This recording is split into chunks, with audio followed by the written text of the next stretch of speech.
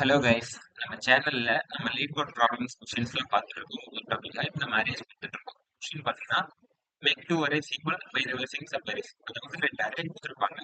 அந்த அரேல இருக்க வேல்யூஸ்லாம் இதுல இருக்கா, அதாவது ரிவர்ஸ் பண்ணா நமக்கு இந்த அரேல இருக்க வேல்யூ கிடைக்கும். எக்ஸாம்பிள் ஒன் பாருங்க.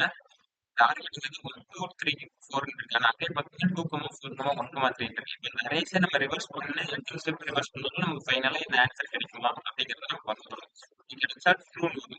இது கிடைக்கலன்னா ஃபால்ஸ். ஓகேங்களா? இப்ப இவங்க சொல்ற ஸ்டெப்ஸ் படி பார்த்தாலும் நம்ம ரிவர்ஸ் பண்ணி போறது கொஞ்சம் பெருசா இருக்கும். இப்ப ஈஸியா எப்படி ரிவர்ஸ் பண்ணணும்னா, இப்ப ரெண்டு அரேவை நம்ம சார்ட் பண்ணிக்கிறோம். இப்ப சார்ட் பண்ணிட்டா இன்க்ரீசிங்ல இருந்து டிக்ரீசிங் ஆர்டருக்கு போகும். அதாவது இன்க்ரீசிங் ஆர்டர்ல வந்துட்டு ஸ்மால் நம்பர்ஸ் வந்து லார்ஜ் நம்பர்ஸ் போகும். ஸோ இப்போ டார்கெட் டாட் சார்ட்னு சொல்லிட்டு ஒரு அரே கொடுத்துறோம்.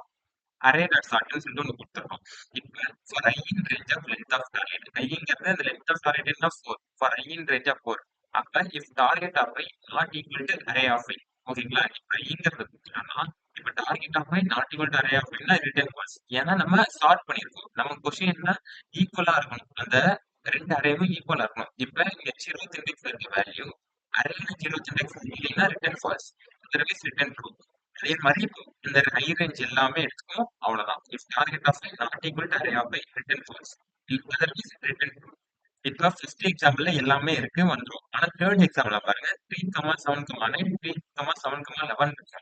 இப்ப 0th index first index equal தான். ஆனா செகண்ட் இண்டெக்ஸ் நம்ம போடும்போது நாட் ஈக்குவல் தான் இருக்கும். சோ அதனால ரிட்டர்ன் ஃபால்ஸ், அதர்வைஸ் ரிட்டர்ன் பண்ணிடலாம்.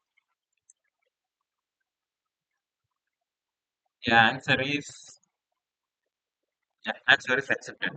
அவ்வளவுதான். இந்த கொஸ்டின் நம்ம சால்வ் பண்ணி ஈஸியா இந்த கொஸ்டினை சால்வ் பண்ணிருக்கோம்.